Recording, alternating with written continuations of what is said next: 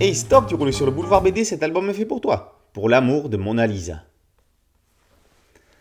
Paris 1910. Vincenzo Perugia est homme de ménage au musée du Louvre.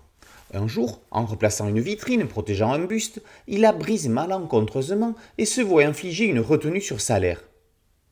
Gobier, son supérieur, le met plus bas que terre, et la bienveillance du directeur du Louvre à son égard n'y fait rien. La pilule est difficile à avaler pour l'Italien.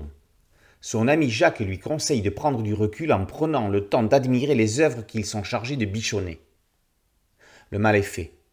Vincenzo rumine sa vengeance. Quelques mois plus tard, en août 1911, il dévisse la toile de la Joconde de son cadre et la subtilise. Pour l'amour de Mona Lisa est le récit rocambolesque du plus grand vol du XXe siècle. Il faut préciser qu'à l'époque, la Joconde n'avait pas l'aura qu'elle a aujourd'hui et que ce larcin a largement contribué à sa notoriété. L'histoire de Vincenzo Perugia est une histoire vraie. L'Italien gardera la belle cachée sous son lit dans sa chambre de bonne. Il ne sera appréhendé que 3 ans plus tard, alors qu'il tentera innocemment de la vendre en Italie, parce qu'il voulait la rendre à son pays. Le scénariste, Marco Rizzo, reste le plus fidèle possible à la réalité. Le personnage de François est l'un des rares qui soit fictif, créé pour donner le change et la répartie face à Vincenzo.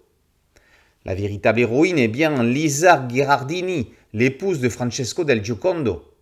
Mona Lisa a son nom écrit ici avec les 2 N de son orthographe italienne, réhabilitant son appellation d'origine signifiant Dame Lisa. Mona étant une contraction de Madonna, soit Madame. Le dessinateur, Lelio Bonacorso, fait de Vincenzo un personnage extrêmement émouvant, on ne peut plus touchant. On dirait un Charlie Chaplin dans son monde et avec sa poésie.